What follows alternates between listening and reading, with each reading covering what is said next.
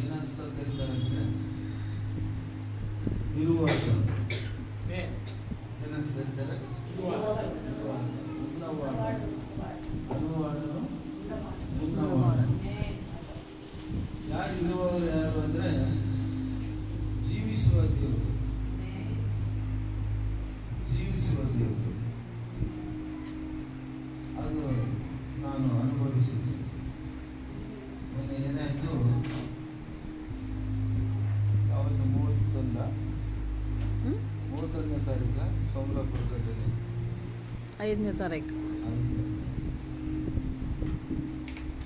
ಈ ತಿಂಗಳ 5ನೇ ತಾರೀಕು, ಆಗಸ್ಟ್ 5. ರಾಜಮಂಡ್ರಿ ಹತ್ತಿರ ಅಮಲಾಪುರಂ ಅಂತ ಒಂದು ಊರು. ಆ ಊರ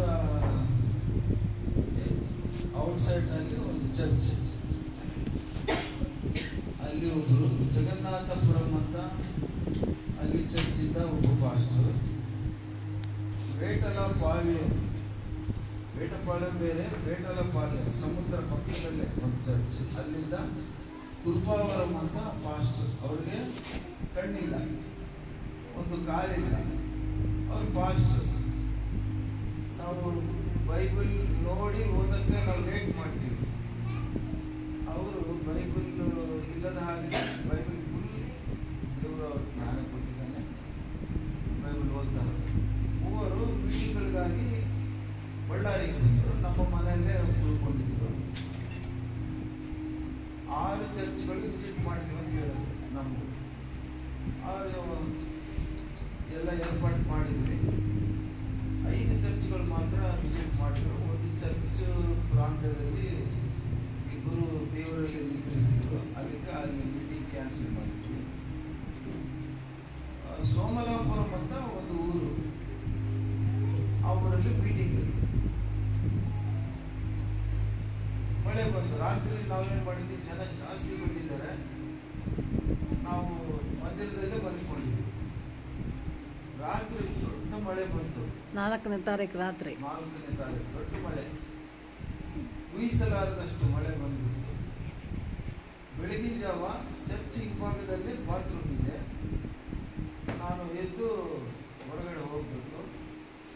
ಬೀಗ ಅವರು ಹಾಕಿ ಬಾತ್ರೂಮ್, ಮನೆ ಇದೆ, ಮನೆ ಒಳಗೆ ಬಾತ್ರೂಮ್. ಬೀಗ ತಂದು ನನ್ನ ತಲೆ ಹತ್ತಿರ ಇಟ್ಟಿದ್ರು. ನಾನು ಎದ್ದು ಬೀಗ ಹುಡುಕ್ತಾ ಇದ್ದೀನಿ, ಸಿಗ್ತಾ ಇಲ್ಲ. ಆಮೇಲೆ ನೋಡಿದ್ರೆ ಒಬ್ಬರು ಸಭೆ ಹಿರಿಯರು, ಸಂಘ ಪೆದ್ದ, ಅವ್ರು ಹೋಗಿ ಬಾತ್ರೂಮ್ ಎಲ್ಲ ಕ್ಲೀನ್ ಮಾಡಿ ಬಂದು ಬಾಗಿಲಲ್ಲಿ ನಿಂತಿದ್ದಾರೆ. ನಾನು ಇದ್ಮೇಲೆ ಬಾತ್ರೂಮ್ ಹೋಗ್ತೀರ ಅಪ್ಪಾಜಿ ಅಂತ ಕೇಳಿದ್ರ. ನನ್ನ ಅಪ್ಪಾಜಿ ಅಂತ ಕರೀತಾರೆ. ಎಲ್ಲ ಭಾರತ ದೇಶ, ನೇಪಾಳ ದೇಶ ಎಲ್ಲ ಕಡೆ ನಾವು ಹೋಗಬೇಕು ಅಂತ ಹೋಗಿದ್ದೀನಿ. ಬಾಗಿಲಲ್ಲಿ ಸರಿ ಸುಮಾರು 6 ಅಡಿ ಎತ್ತರದಲ್ಲಿ ಮಂದಿರ ಕಟ್ಟಲ್ಪಟ್ಟಿದೆ. ಒಂದು 8 ಸ್ಟೆಪ್ಸ್ ಮೆಟ್ಲು. ನಾನು ಇನ್ನೂ ಸ್ವಲ್ಪ ನಿದ್ದೆ ಮೊಬೈಲೇ ಇದ್ದೀನಿ. ಹೋಗಿದ್ದೀನಿ, ಹೆಜ್ಜೆ ಇಟ್ಟಿದ್ದೀನಿ. ಇಟ್ಟಿದ ತಕ್ಷಣ ಮಳೆ ಬಂದು ನೀರು ನಿಂತಿದೆ. ನಾನು ನೋಡಿಲ್ಲ. ಟೈಲ್ಸ್ ಹಾಕಿದೆ, ಟೈಲ್ಸಿಂದ ಮಾಡಿದ್ದಾರೆ. ಅಲ್ಲೇ ಕುಸಿತ ಬಿದ್ದು ಹೊರಡ್ಕೊಂಡು ಲಾಸ್ಟ್ ಕೆಳಗಿನ ಸ್ಟೆಪ್ ಮೇಲೆ ಹೋಗಿ ಬಂದ್ವಿ. ಒಂದು ರೀತಿ ಕರೆಂಟ್ ಶಾಕ್ ಕೊಟ್ಟರೆ ಕೂಡ ಅಂತ ಒಂದು ಶಾಕ್ ಆಗಲ್ಲ. ನನಗೆ ಶಾಕ್ ಆಗಲ್ಲ. ಹೇಳೋ ವಿಷಯ ಒಂದಿಷ್ಟೇ. ಆ ಊರಲ್ಲಿ ಮೊದಲನೇ ಸುವಾರ್ತೆಯನ್ನು ತೆಗೆದುಕೊಂಡು ಹೋದವನು ನಾನೇ. ಈ ಊರೆಲ್ಲ ದೇವ್ರು ನಂಬಿದ್ದಾರೆ.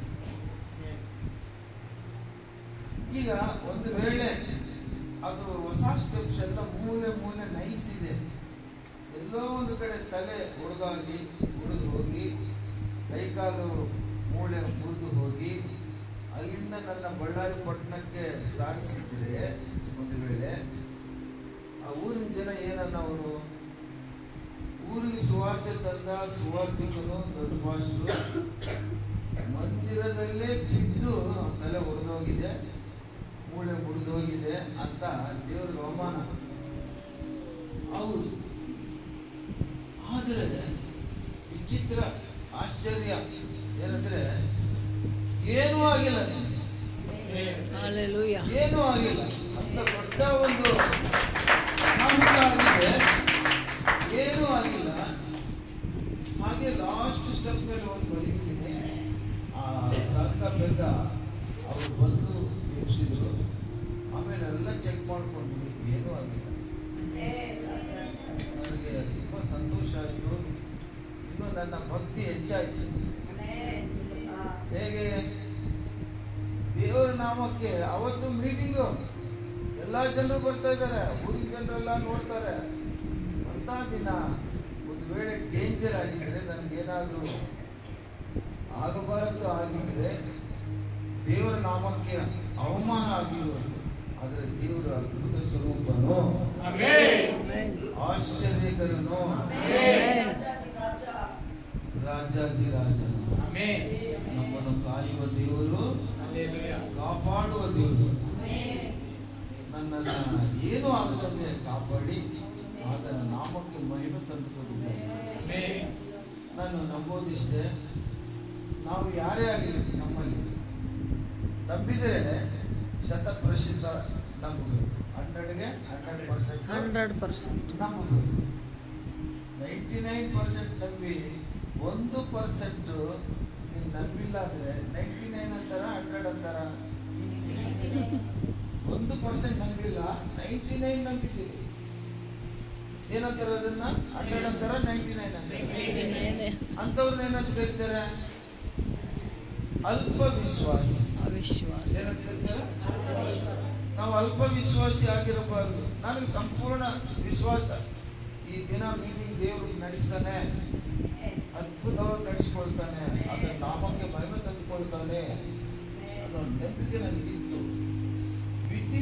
ಬಿದ್ದಿನಂತ ಒಂದು ಅನುಭವ ಆಗಿದೆ, ಆದರೆ ನನಗೇನು ಆಗಿಲ್ಲ. ಬಹಳ ಆಶ್ಚರ್ಯ ಆಯಿತು ನನಗೆ ಅವತ್ತು. ಅಂತ ಒಳ್ಳೆ ದೇವರು ನಮ್ಮ ದೇವರು.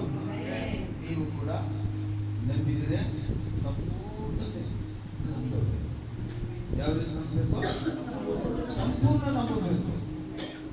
ಆಗ ಏನಾಗ್ತದೆ ಅಂದರೆ, ದೇವರು ನಮ್ಮಲ್ಲಿ ಅದ್ಭುತ ಕಾರ್ಯಗಳು ಮಾಡತೊಡಗುತ್ತಾನೆ. ಅಂತ ಅನುಭವಗಳು ನಿಮಗೂ ದೇವರು ಕೊಡ್ತಾನೆ. ಅಂತ ಕೃಪೆಯಲ್ಲಿ ದೇವರು ನಮ್ಮನ್ನು ನಡೆಸಿಕೊಡ್ತಾನೆ. ಅಂತ ದೇವರಿಗೆ ನಾವೆಲ್ಲರೂ ನಮ್ಮನ್ನು ಸಲ್ಲಿಸೋಣ.